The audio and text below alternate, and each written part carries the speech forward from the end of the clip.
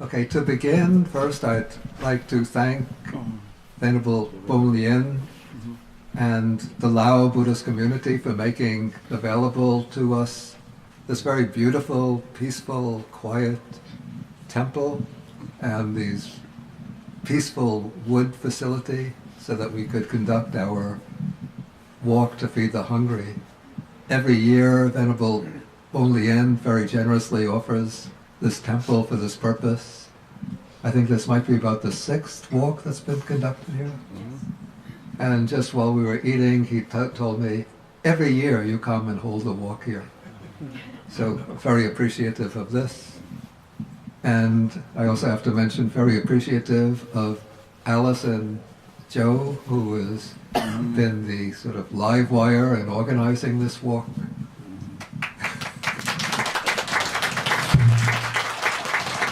I know she has very busy working schedule, even so busy that she can't do her Pali homework.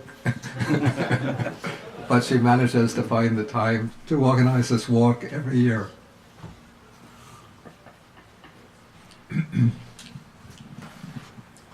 And as I said before we did the walk, that we see this walk as an expression and action of compassion. And compassion is one of the primary virtues or ideal qualities in Buddhism. But sometimes we have to reflect on what does compassion really mean? And what does it originate from? In the way I understand it, compassion originates from the sense of solidarity with other people. That is, compassion means the ability to open one's heart and to feel the suffering of others as one's own.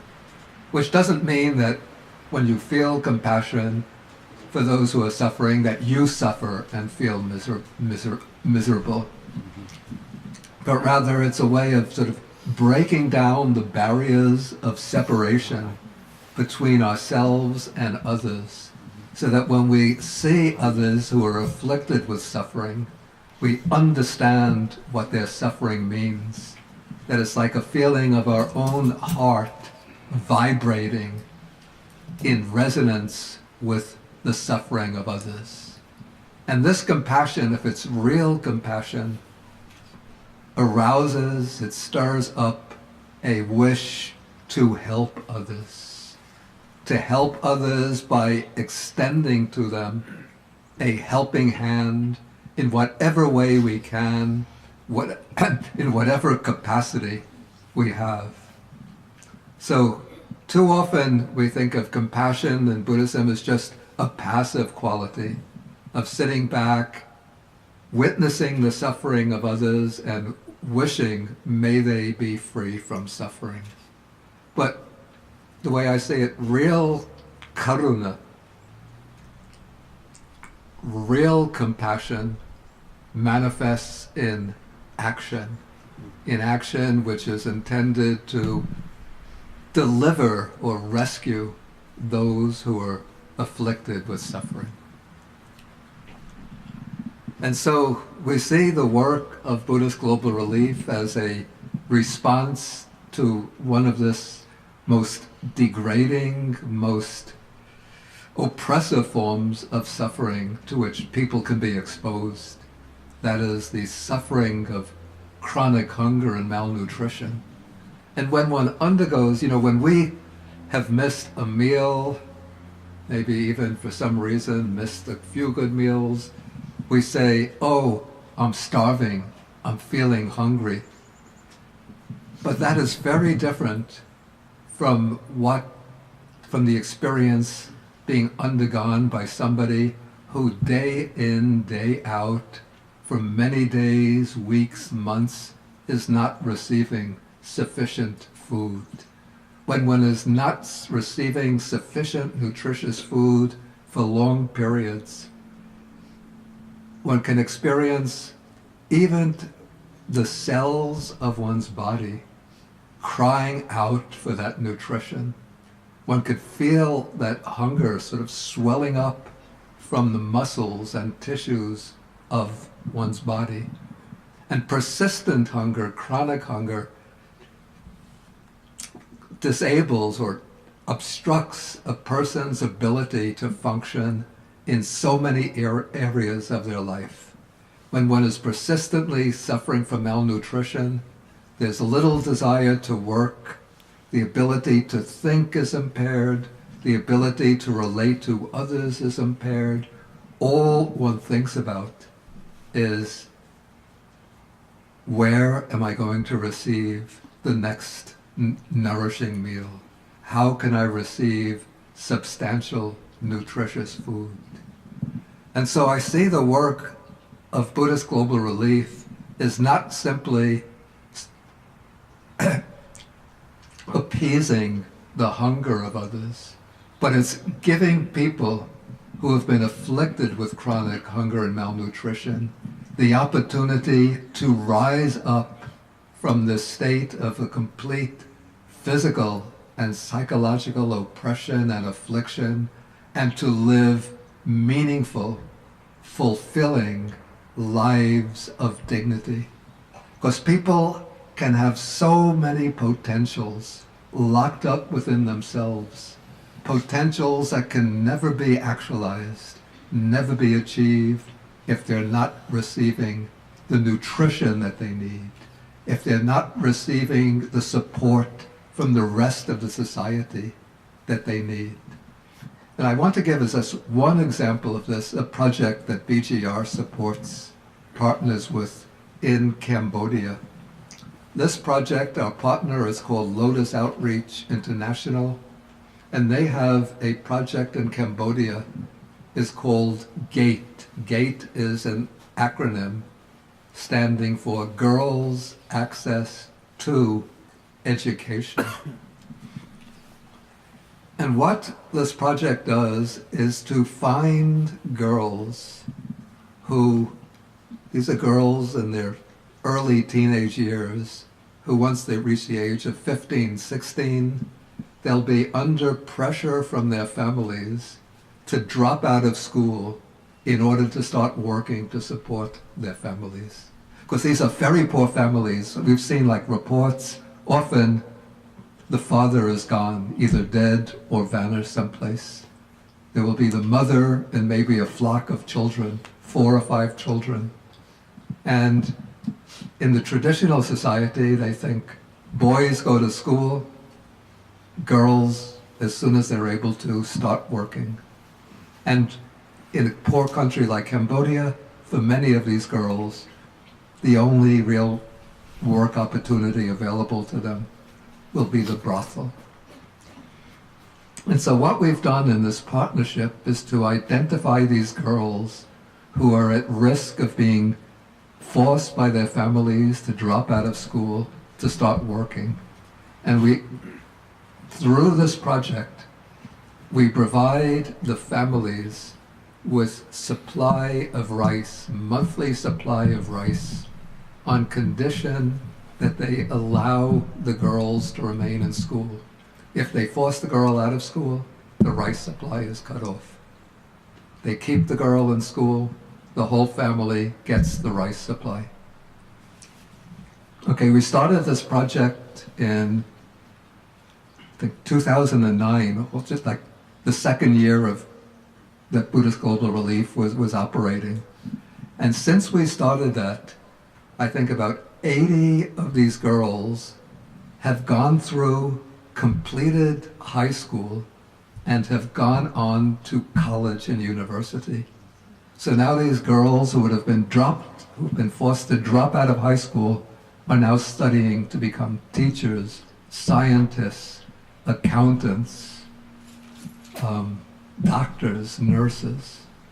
Like, this is something that they would have never imagined possible. But now it's not merely possible, but it's reality for them. Another project that comes to mind,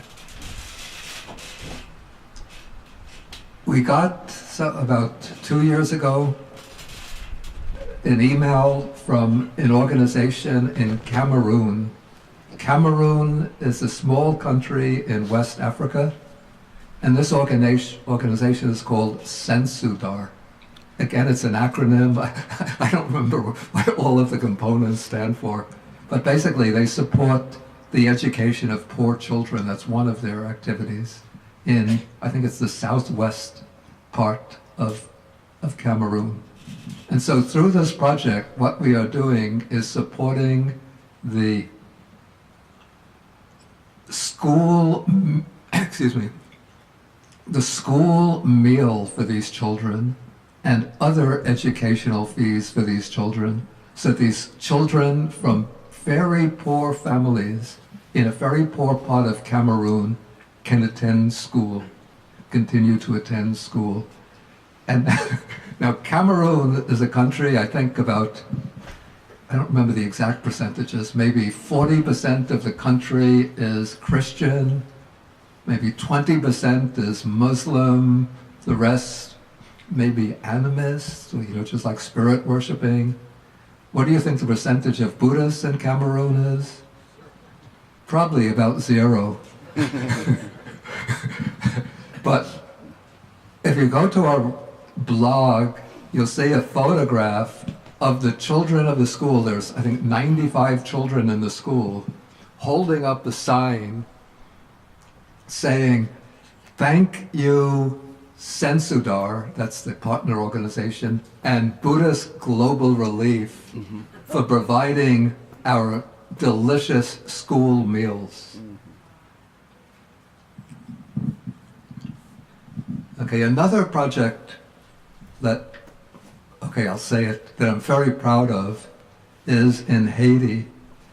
Okay, in Haiti, probably you all know, a very terrible earthquake struck in 2010, and many children lost one parent, both parents, their homes.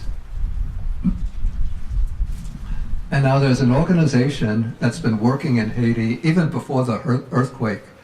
It's a US-based organization, small organization,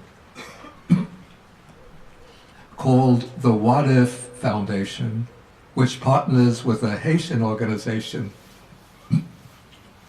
called Na Riva. I'm not sure if my French pronunciation is very good. And this organization provides a substantial meal every day, hot substantial meal to children in a particular district in the capital of Port-au-Prince, the capital city.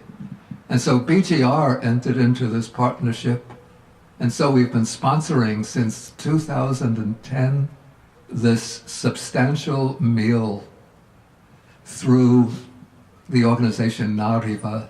The program is called La Manger, the La Manger Food Project. So it provides, I think every day like 1,000 children line up to get this hot substantial meal, which is in many cases, probably most cases, their only substantial meal of the day. But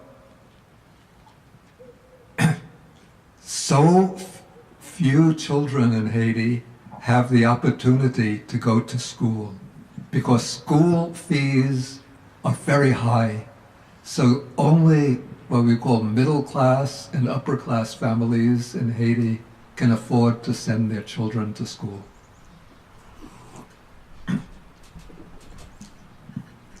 But the BGR's partner organization, the Wat Foundation, has been sponsoring the construction of a new school in this part of Port-au-Prince that will be free for these poor children.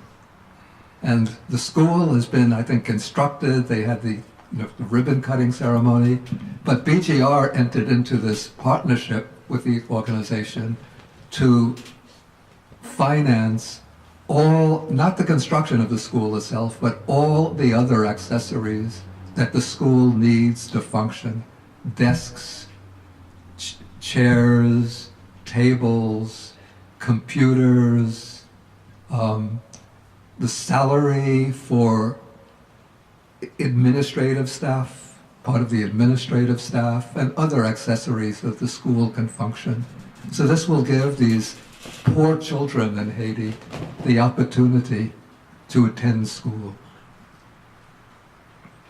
Okay, and then here in the United States, even though we say that the US is the richest country in the world, the most advanced country in the world, but as far as the economic standing of many people go, this country should be ashamed of itself.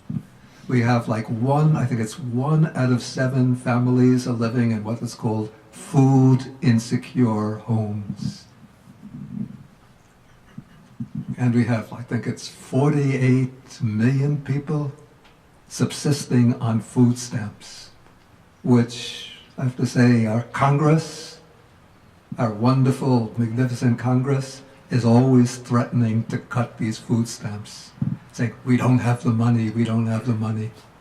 But if the military says we need a new jet plane, we have to modernize our nuclear weapon systems, how many billions do you need? How many billions do you need? We're ready to give you the money. That's our Congress. Okay, so there's an organization in Detroit. I visited Detroit last year. And it's one of the countries which has been hardest hit by the transfer of US jobs overseas, where the automobile industry, which had been the mainstay of livelihoods in Detroit, has sunk down to the bottom. And so there's so much poverty in Detroit and so much abandoned land. Like houses have been torn down and there are just vacant plots there. But we found an organization working in Detroit. It's called Keep Growing Detroit. And so we formed a partnership with this organization. What they are doing is supporting the construction of community gardens on many of these abandoned plots of land, or people in like churches where they have property, or community gardens. And so what they do is to provide people who want to start small community gardens, they provide them with the materials they need, tutoring, courses of instruction, guidance. And so that altogether, I think they've helped to establish something like 1,400 community and home gardens throughout Detroit. Okay, so this is just giving you some idea of the kinds of projects that Buddhist Global Relief has been sponsoring.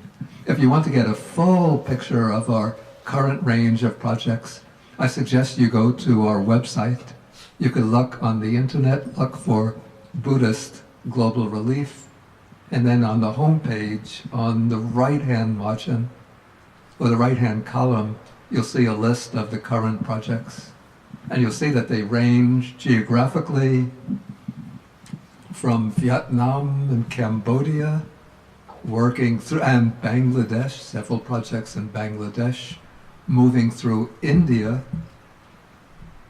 down to Sri Lanka, and moving across to Africa, where we have projects in Malawi, Cote d'Ivoire, Cameroon, then going to Haiti, and then up to the United States.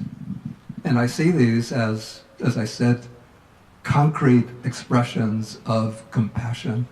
Because the way I look at it, through the lens of the Buddha's teaching, what the Buddha says is that when we consider the cycle of birth and death, how many times we've wandered beginninglessly through the cycle of birth and death, it's hard to find another person who at some time or another has not been our own mother and father, brother and sister, son and daughter. So when I try to visualize across the world and see people, no matter what country they might be in, what ethnicity, what color of the skin, what religion they're following, what their culture is, what their customs are, I think these are my mothers and fathers, these are my brothers and sisters, these are my sons and daughters. So with that kind of attitude, we can develop this heart of, we call great compassion, the heart that resonates with the suffering of others and is willing to go out, to step out, to do the extra work in order to help them. And what we find when we work for the benefit of those who are suffering, when we make that extra effort, instead of making us tired and weary and dreary, you find that it gives joy, gives happiness. And I think the reason why it gives this happiness is because when we work on behalf of others, we're connecting to a deeper level of reality. So we can say that we operate at two levels. Say the level of ordinary perception, we are separate beings, each one enclosed in our own separate world, where, according to the economic textbook, my rational decisions means that I decide what's best for me, regardless of the consequences for others. And because our economy is functioning on the basis of that particular program or code, you could see we're actually destroying the very life support systems that make human life, human civilization possible. So that's the level of superficial perception, sensory perception, but at a deeper level, we're all intricately connected. We're all, I don't like to use the word one because that's in a metaphysical sense, but we're all part of this interconnected network of consciousness. And so when we work on behalf of others, help others, we are sort of descending to that deeper level of reality, and that is what is bringing up great joy and happiness. Okay, so to end, since we all participated in this walk today and contributed to help the work of assisting those suffering from poverty, chronic hunger and malnutrition, let's just do a very short meditation of, this is actually what we call in Buddhism, Chag Anusati, the recollection of generosity. And so we think that our efforts are providing, we are sort of breaking through the barriers of the self, connecting with others around the globe through our generosity, and then let us rejoice in that generosity. So again, you could just sit in a comfortable meditative position.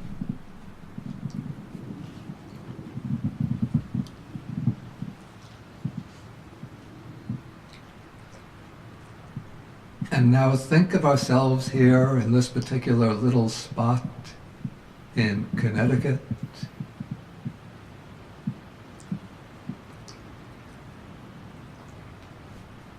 And then imagine that from this little spot in Connecticut, we're extending our hand, could be the right hand, the left hand, but extending a hand clear across the globe, across the earth.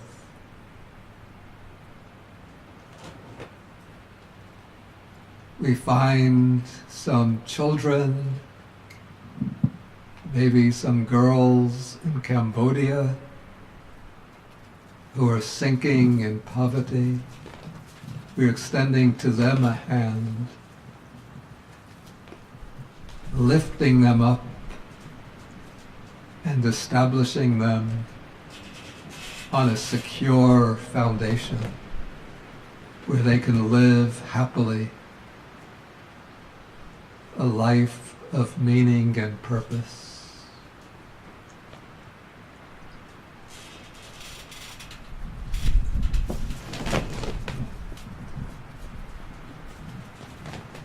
And rejoice in that.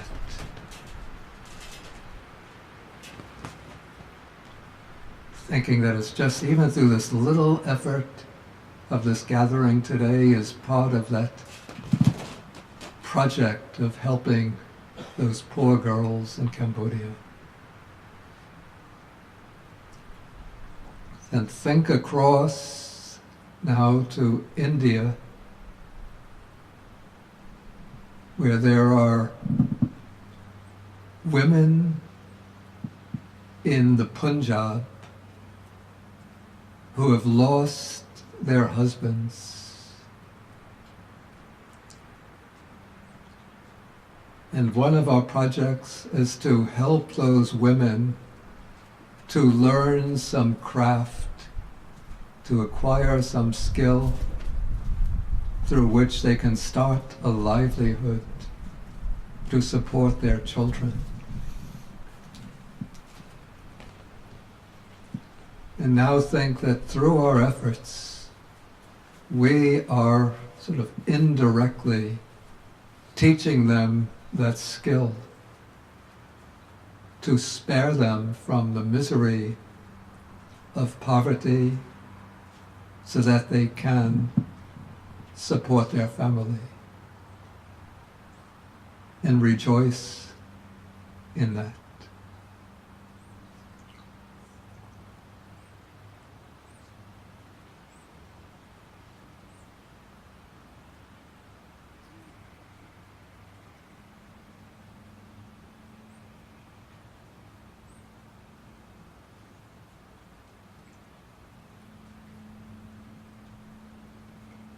Okay, now move over to Malawi. It's a country in East Africa. And think of some small-scale farmers who have heard about this program that teaches a method of agricultural cultivation that uses fewer inputs, so it's less expensive than traditional agriculture or than modern agriculture, and yet it produces higher yields.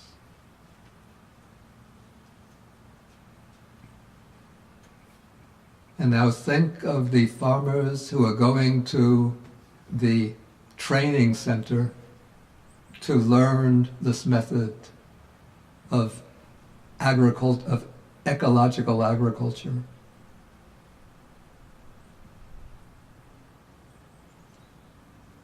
And think that it's our work today is part of the effort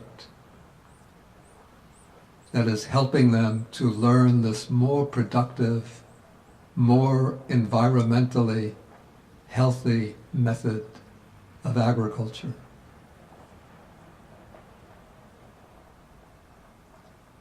And rejoice in that.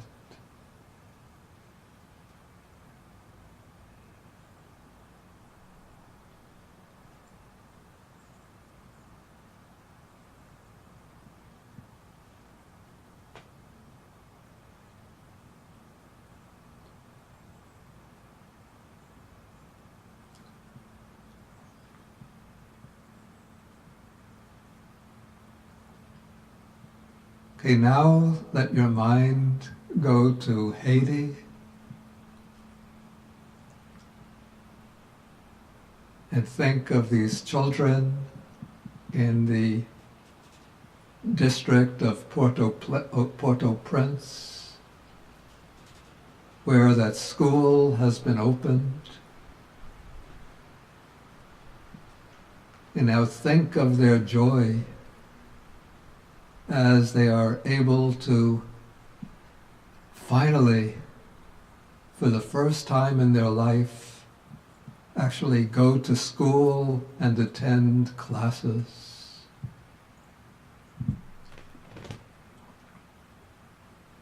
At the same time that they are able to receive, through the food program, that substantial, solid, healthy meal every day. And realize that our effort here today is helping to make that possible.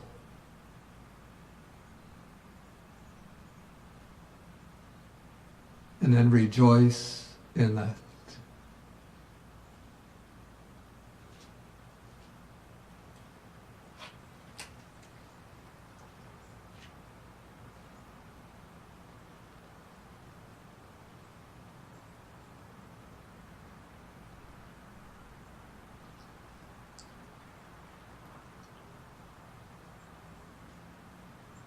And then bring your mind to the United States. Bring it to Detroit, where various people in various communities are coming to this Keep Growing Detroit Center and learning where food is. The grocery stores and markets that sell food are very widely spread out. People often, they have to buy the food just at the gas stations or at convenience stores.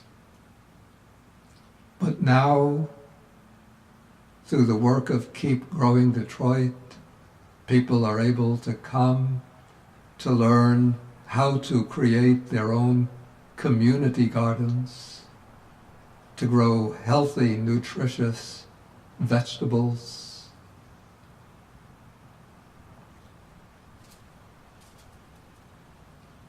And so our work today is helping to support that program, which has so far, as I said, created something like 1,400 community gardens in Detroit.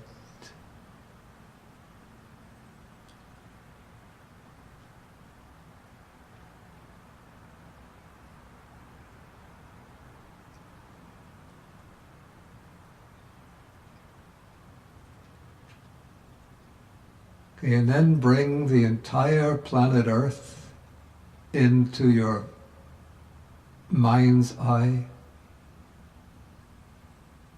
with its something like 7.2 billion people,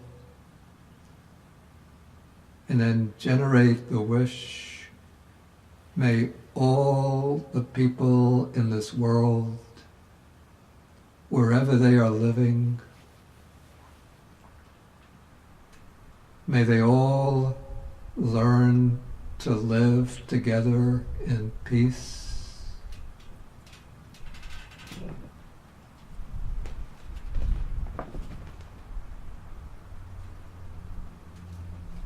May they live together in harmony and mutual respect.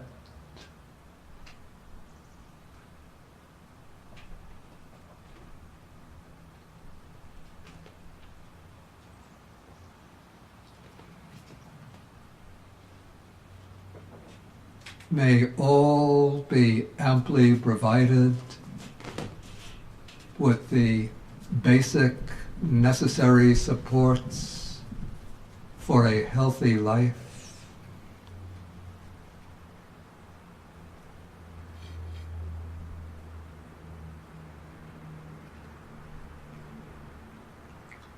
And may they all have the opportunities to realize their potential for a life of meaning and fulfillment.